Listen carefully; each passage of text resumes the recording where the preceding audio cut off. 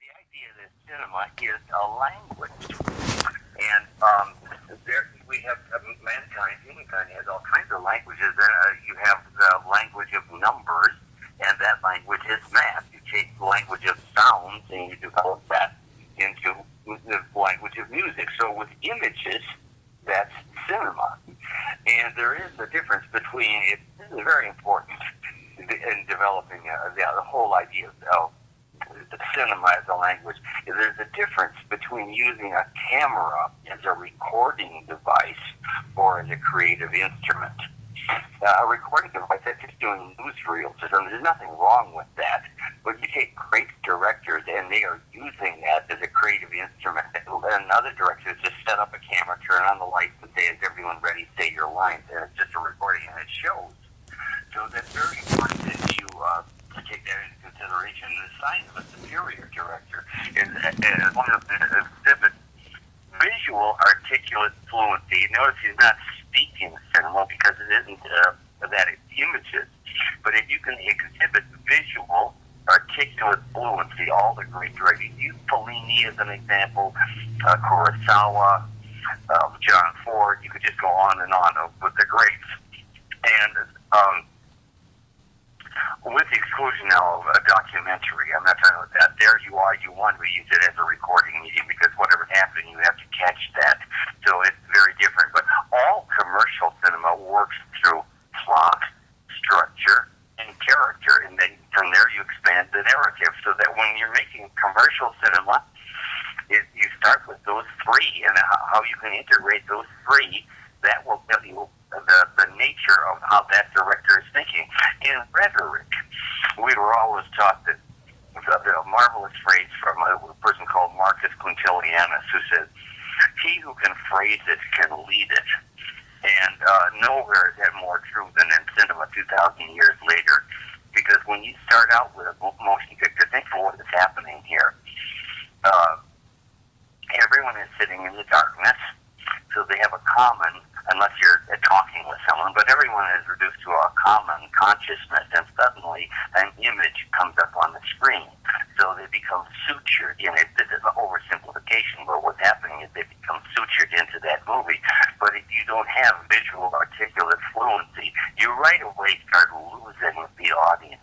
Whereas a really great director, once he's got your mind in there, you don't even know you're in the movie is in your mind.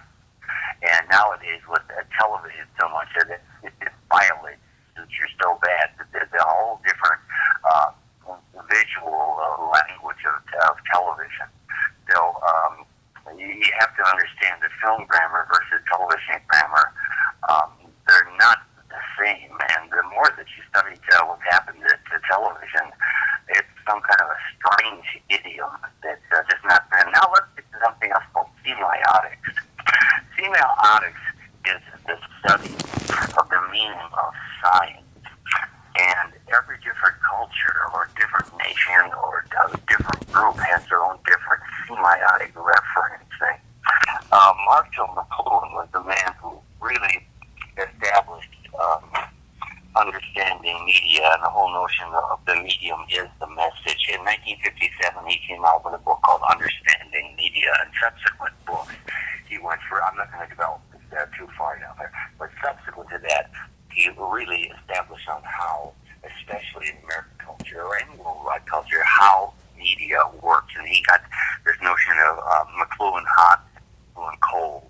And it's going to get very, very complicated, so I'm not going to go there. But it's just that you are aware of Marshall McLuhan and his medium is the message business, especially in television and radio. But he didn't call it semiotics, but basically he was a semiotician, to use that word. So now let's go to the Cinémathèque Française and the Bazin Truffaut and a background study from there. What happened was the end of the war, got a whole lot of American-made films that were during the war, and they suddenly surfaced in France once it was liberated. So all the French critics got to see what was basically going to be termed noir, and what they had missed out. And at the Cinémathèque Française, where they would have multiple screenings every day, usually on a theme, or usually a director or something everything else. There were people who just occupied the same seat just year in and year out, and Truffaut, the young guy, was always there, but then sort of took him under his wing. And from that, they got the Cahiers du Cinema magazine that came out, and all the young French directors who became the new wave, they all wrote in there. In 1954, what happened was, Truffaut wrote an essay in the Cahiers du Cinema called A Certain Tendency in French Cinema, and he lost, you could say that launched the Nouvelle Vague, the new wave of French cinema, and the rest became the talk of cinema from about 1955 through 1975, that whole thing. And from that you have the Auteur Theory. There are certain directors or authors, and they have a very distinctive touch in John Ford, Murnau. You could just go on and on. There's a lot of French directors.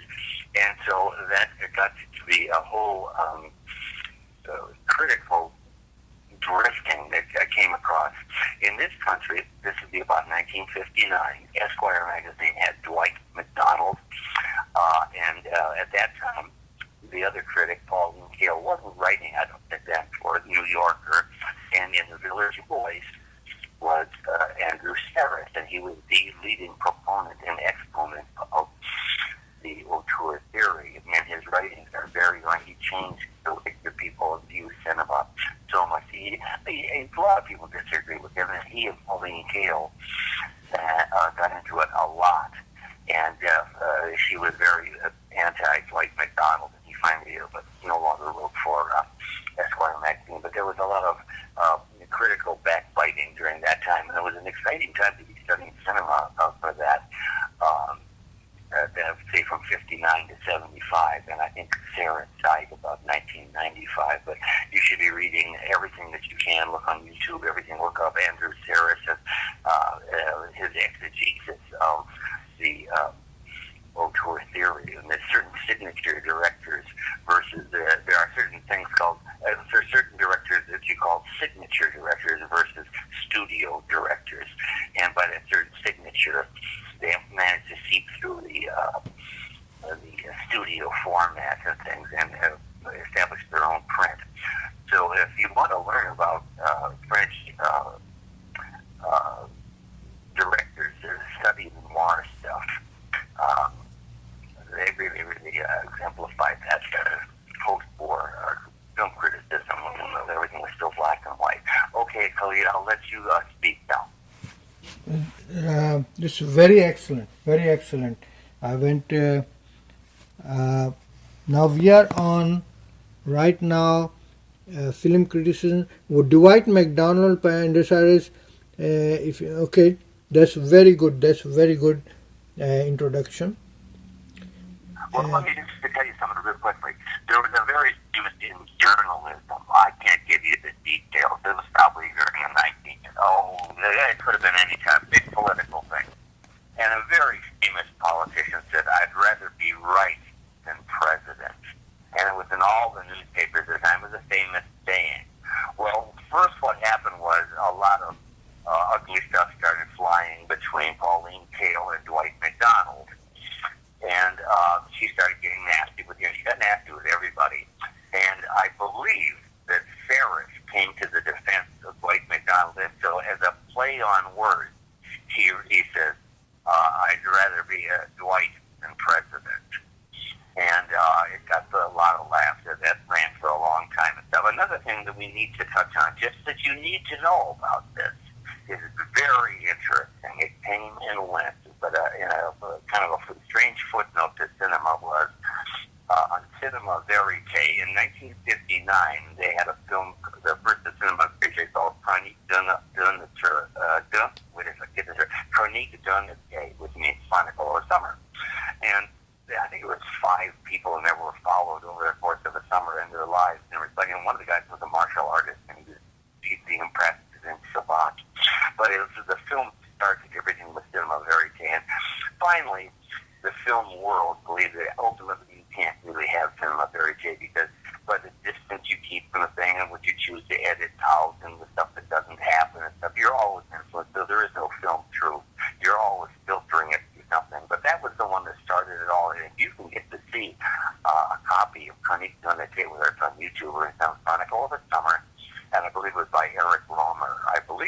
shame on me for not with Eric.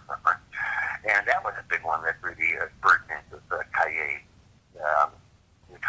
the cinema people, whether there was such a thing for real. Could you ever do cinema verite?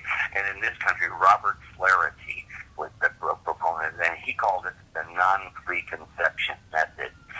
In 1962, they had a seminar in Minneapolis about all the films of Robert Flaherty and his non-preconception method. It lasted for a week. It was very interesting. Okay, well, thank you for hearing me out. If I can say any other things, I'd like to see what I can do. Cinema Verite, the name is Robert Flaherty? Robert Flaherty. Excuse me, Cinema Verite means this is film, proof. Another You thing want is, to get it close to it without influencing it yourself. You know, if you're a communist, you don't want to put communist in it, or a Nazi or whatever. You want to stand back and shoot it, but you could never really distance yourself. You're always doing it. You're editing, or you're throwing good stuff out that you can't use for time reasons or whatever. You never can really do it. But the closest thing that Robert Flaherty did, Man of the North, Man of Erin, what else did he do? But anyway, his non-preconception method, where he just plant the camera there and observe, and maybe ask a question or something. But he got somewhere with it, with his, what do you call it? Not archaeology film, but not the word in archaeology. What is it? When you study primitive peoples, anthropology. He did film anthropology. okay, well, you always talk about Robert Aldrich, and you, how's his style? Just ask that last question again. It's not clear. Say it again. You know Robert Aldrich? Yes. What about his style? I could never figure out. I'll tell you, one of the best books you can ever read is American Directors and stuff. It's Sarris went through every single person there.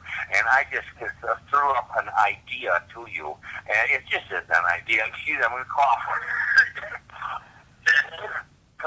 Compare the work of Robert Aldrich and Richard Brooks, because they're both action directors. Although some of the stuff like Who's Afraid of Baby Jane, or whatever the thing that he did, he didn't do all action stuff, but Robert Aldrich is very, very interesting. Just to compare their style, it's just something to watch. If it doesn't interest you in the least bit, no big deal. But excuse me, but Robert Aldrich v. Richard Brooks is kind of an interesting comparison and a contrast and compare way. I remember every day I would go to walk and pick up my wife. We walked. We didn't have a car. And Columbia had an office right next to the phone company there on Gower. So I would come pick her up when she'd get off at 4, and Richard Brooks would be coming out of Columbia office here every day with his release, and he'd get in, and he'd always say hi to me. I mean, I felt so validated. He didn't have to say hi to me, but there I was, and he'd get out and he'd smile at me and say, hello. And day after day, that always went by. I felt like he knew me. And I remember that dearly. Uh-huh. Okay. Okay, Aldrich and the one... Well, I think it was a very famous, my favorite. Now, I haven't seen a lot of Robert Aldrich. I never saw Kiss Me Deadly, but I'll think it's open. I've seen parts of it. But I think the first one, not somebody subsequently did it, but the Robert Aldrich version of Flight of the Phoenix, that's really fucking good. That's a great Robert Aldrich. Okay, I'll And you like Vera Cruz, right? You like that. Yes. Lancaster, I'm sure that's Robert Aldrich. That's very, very much like an Italian Western. It's got a lot of action. Yeah. Mm-hmm. And it's about gold also. Italian Westerns are always about gold. True. Yeah. Yeah, interesting. Yeah, good point. Very good point. Okay, when Sternberg started, so he created the mise en scene? Oh, no. Ron Sternberg didn't. Here's what happened. He got started in the Signal Corps in World War I, so he understood photography, and then he got trained as a photographer in the Signal Corps in World War I. But that doesn't cinematography doesn't mean you have talent, and he had talent to throw away. So he got his own money, and he made a film. Why can't I think the name of it? And he made it in San Pedro, and it was such a powerful influence that Charles Chaplin, and it said, hey, let me put up the money. So I forget what the next film was that he made for Chaplin, and it was very, very good, and he and Chaplin didn't get along, so Chaplin had all the prints destroyed, but those who had seen the film said it was a magnificent and silent cinema. It was great, but he really knew how to do, excuse me, he asked me something, not so much from the point of moving a camera, that was, the Murnau was starting to develop that stuff, but the transfer to go from silent cinema to sound, Sternberg made it because he understood the nature of being visually fluent. And those who couldn't do that, they didn't much put the sound in their movies, awkward. But he knew how to control light. And he studied all kinds of art. He was a gifted artist. And I'll tell you another person who was a gifted artist, you wouldn't think of that, is Kurosawa. Kurosawa was a beautiful painter. And another person who wasn't a director, Gene Hackman, was a very, very good one. And Jonathan Winters, they're all great artists. Jesus. There was a book out that was very expensive, and I didn't have the money. I wish I had it. It's called The Film Directors as Artists. And it showed Billy Wilder's stuff, and it showed everybody that did the painting. And it was just a remarkable book. You wouldn't think of them as being that gifted.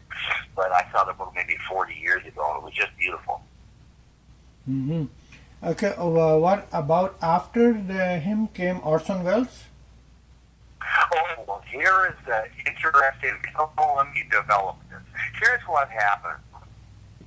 Orson Welles was born into a family that was very, very heavy in theater. So he was always, from a child on, and his mother read him Shakespeare and stuff. So it was in the blood, okay? And all his life. Well, what happened was he did that big thing when he was very young, about 24, and on Broadway with all black actors doing Shakespeare, and it just was a sensation. Well, here, Elia Kazan was a contemporary, and they were both leftists. And this is me speaking, because I really have respect, and I read Kazan's book on directing, and it took months. But here is the deal. My interpretation is that he was jealous of the gift that a young, gifted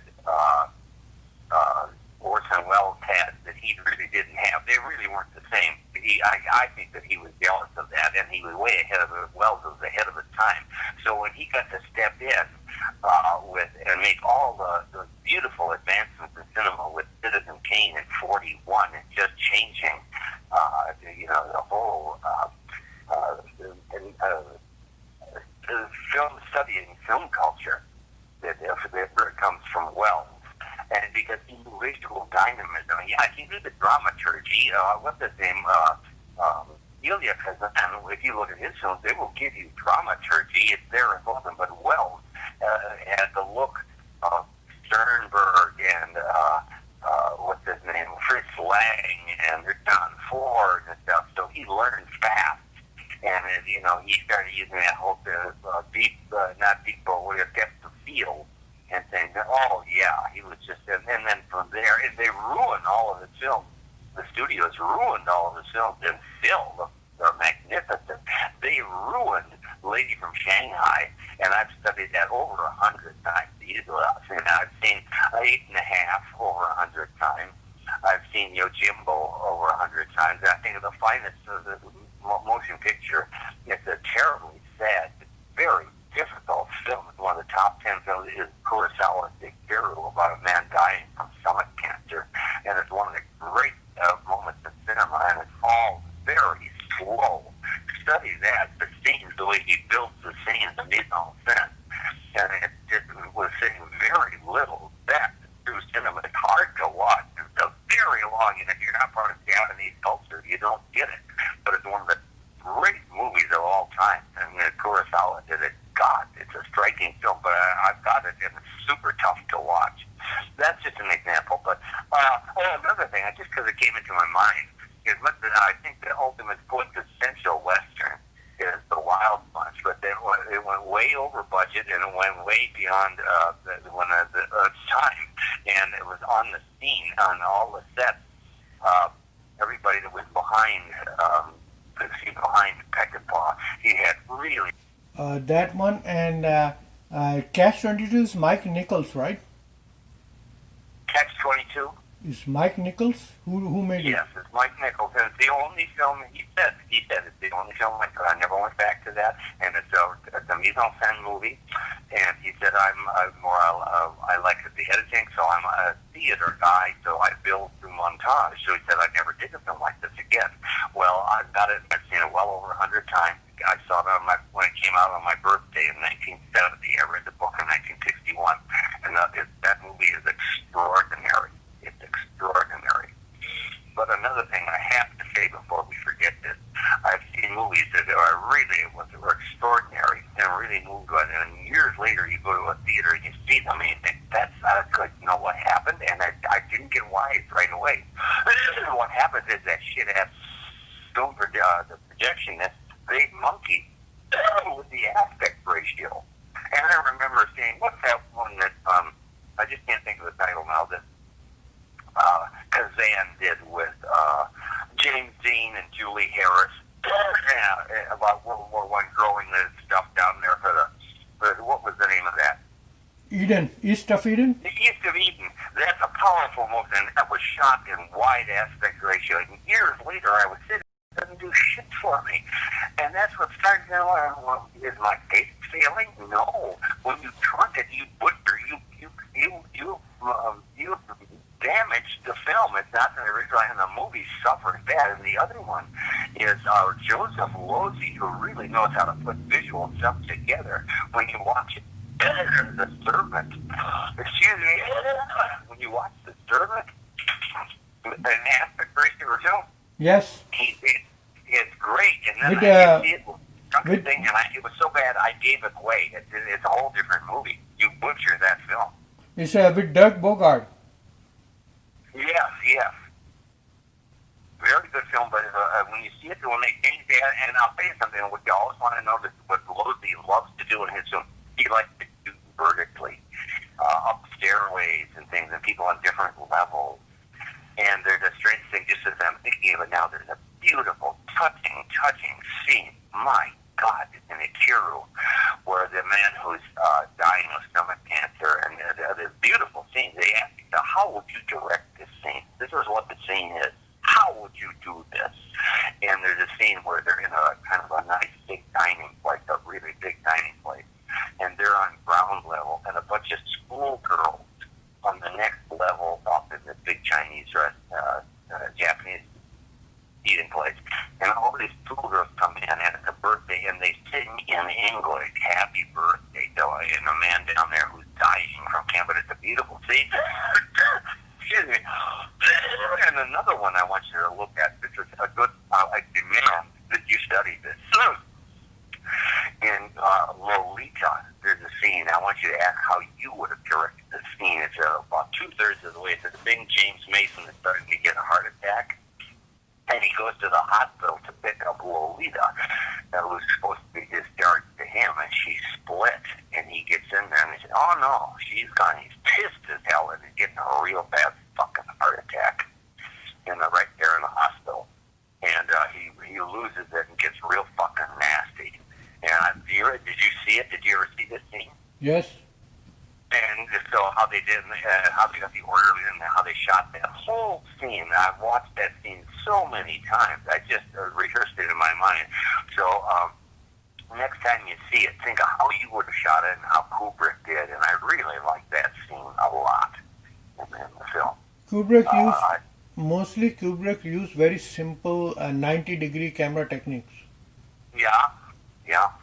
Even in Full Metal Jacket, and also in 2001, and in what's it called, Dr. Strangelove also, when Sellers and Keenan Wynn are in a corridor, and Peter Sellers is trying to make a call to the President of the United States, and they are in a corridor and they walk towards the camera. That's 90 degrees, right? They face each other.